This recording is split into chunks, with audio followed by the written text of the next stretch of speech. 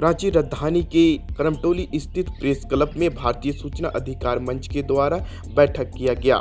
बैठक के दौरान झारखंड के सभी जिले से आए हुए भारतीय सूचना अधिकार मंच के अध्यक्षगण अपने वक्तव्य को रखें। साथ ही भारतीय सूचना अधिकार मंच के केंद्रीय अध्यक्ष रविंद्र पासवान ने कहा कि हमें अपनी लड़ाई और हक की लड़ाई के लिए हमें जागरूक होना होगा और जागरूक होने के लिए हमें भारतीय सूचना अधिकार मंच से जुड़ना होगा, जिससे कि जागरूक होकर हमारी केंद्रीय सरकार, राज्य सरकार जिस तरह से हमें गुमराह कर रही है उस पर जागरूक होकर अपने हक की लड़ाई लड़नी है। साथ ही कई लोगों को सम्मानित किया गया भारतीय सूचना मंच के द्वारा और सदस्यता ग्रहण किए। साथ ही यह भी बता दें कि इस मौके पर होली समारोह का एक दूसरे से रंग लगाकर कार्यक्रम का समापन किया गया। मौके पर उपस्थित भारतीय सूचना अधिकार मंच के अधिकारीगण, महासचिव आनंद कुमार पंडा, केंद्रीय अध्यक्ष रमित कुमार पासवान जी और तमाम पदाधिकारी मौजूद थे।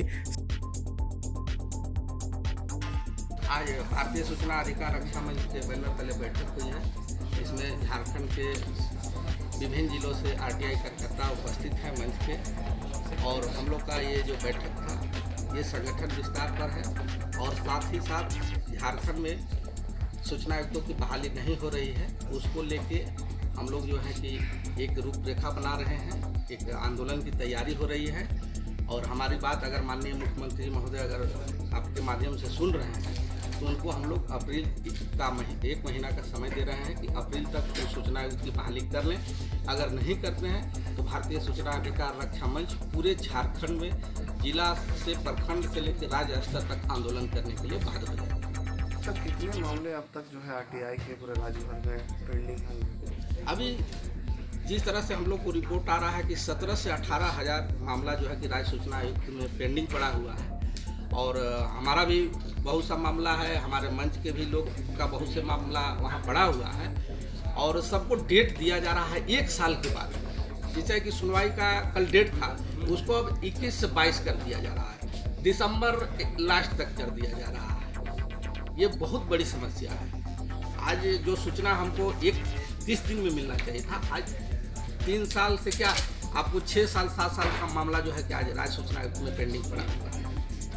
पीछे का कारण, इसका पीछे का कारण क्या है कि जो सूचना आयुक्त जितना संख्या में आयोग में होना चाहिए वो नहीं है। पिछले बार भी हम लोग देखते हैं कि 2 ही, एक मुख्य सूचना आयुक्त थे और एक सूचना आयुक्त, और दोनों का जो सुनवाई था वो कंटिन्यू था, लेकिन संख्या अधिक होने के कारण लंबा डेट पड़ता है, 6 महीना साल भर में। तो इस तरह से जो मामला अगर हम इस बार डाले हैं तो 5 सुनवाई 6 सुनवाई होता है तो 5 साल 6 साल चला गया। की भी मांग करते हैं। हाँ, सरकार से हम लोग बहाली की ही मांग कर रहे हैं कि अगर झारखंड सरकार अप्रैल लास्ट तक अगर बहाली सूचना आयुक्त की नहीं लेती है तो हम लोग चरणबद्ध आंदोलन पूरे झारखंड में चालू कर देंगे। अच्छा, लगातार जो है आरटीआई कार्यकर्ताओं के ऊपर गलत तरीके से मुकदमा दायर किया जा रहा है, क्या कहेंगे? ये सच्ची बात है। हमारे ही जिला अध्यक्ष को अभी हैं, गोड्डा के जिला अध्यक्ष हैं हमारे पवन तुरी जी, वो किसी काम से गए थे कहीं और एक संवेदक और प्रशासनिक के मिली भगत से उनको केस करके और एफआईआर कर दिया गया कि ये रंगदारी मांग रहे थे। तो ये तो बहुत बड़ा गलत हो रहा है। सरकार को जो है कि इस पर गंभीरता से लेनी चाहिए। और अभी हमारे एक हैं, आप लोग भी देखे होंगे, केशव चंद महतो जो हैं कि आपके यहाँ अड़की के हैं। अभी आप लोग देखे होंगे कि आज़ाद सिपाही बहुत प्रमुखता से उसको छापा था कि यूपी और बिहार के जो लोग हैं गलत आवासीय प्रमाण पत्र बनवा के और यहाँ नौकरी कर रहे हैं। तो सरकार को उसकी जांच करनी चाहिए, न कि आरटीआई कार्यकर्ता जो कि बहुत मुश्किल से सूचना को निकालता है और उसी पर प्रेशर बन रहा है। वो जो जितने भी शिक्षक शिक्षिकाएं हैं इन पे बार बार दबाव डाल रही हैं कि आपके ऊपर हम लोग मानहानि का केस करेंगे, आपको हम उग्रवादी के केस में डालेंगे, आपको बहुत तरह का जो है कि समस्याएं आ रही है। तो सरकार को इस पर गंभीर होना चाहिए, इसमें निष्पक्ष जांच होनी चाहिए, एक कमेटी बननी चाहिए कि हाँ इसमें सच्चाई क्या है। और जब मामला मीडिया में आ गया, इतना बड़ा मामला है, तो इसमें तो सरकार को एक्शन लाना चाहिए, स्वतंत्र एजेंसी को दे। ठीक, परिचय बता दीजिए।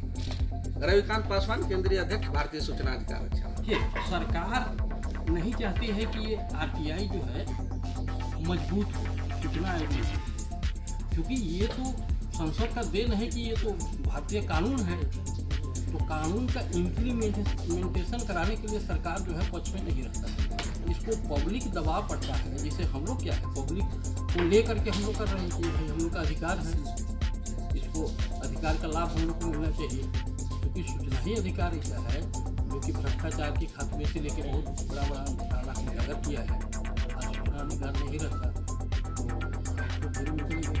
क्या ऐसा है कि सरकार भ्रष्ट है या फिर भ्रष्टाचार को छुपाने के लिए इस तरह की नहीं, सरकार किसी को हम लोग भ्रष्ट नहीं कहते हैं। सरकार किसी का भी रहे, चाहे बीजेपी का रहे, जहाँ महागठबंधन का रहे, वो उन लोग का मंशा ही रहता है। जब सत्ता में कोई आ जाता है तो वो नहीं चाहता है कि ये जनता को ये अस्त्र जो दिया गया है उसका सही ढंग से उपयोग हो। सर, कोई आंकड़ा है आपके पास कि अब तक जो है कितने लोग जो है आरटीआई का इस्तेमाल करते हैं राज्य में या हो देश में या फिर जिलों में, कोई आंकड़ा वगैरह है? हाँ, ये पिछले साल हम लोग एक मीटिंग में थे, ये इंटरनेशनल स्तर पे एक सर्वे हुआ था एक एनजीओ के द्वारा, उसमें पता चला कि पूरा कुल भारतवर्ष का 1% से भी कम लोग जो है सूचना अधिकार का प्रयोग कर रहे हैं। तो आप सोच सकते हैं कि भारत में जो है कई करोड़ का आबादी है, जिसमें 1% से भी कम है, तो 99% तो है आपका उपयोग ही नहीं कर रहा है।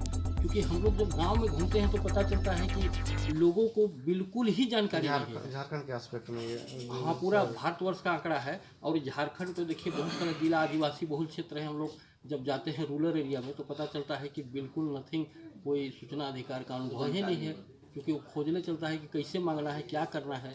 अब बहुत कोई तो ये सोच लेता है कि ये संस्था से जब हम जुड़ेंगे तभी हमको इसका लाभ मिलेगा, लेकिन हम लोग बताते हैं कि सबका ये मौलिक अधिकार है। आप खुद है संगठन से जुड़िए अथवा न जुड़िए, हम लोग का जो संगठन का जो काम है, हम लोग प्रचार प्रसार का काम करेंगे। परिचय बता दीजिए। मैं आनंद किशोर पंडा, केंद्रीय महासचिव, भारतीय सूचना अधिकार।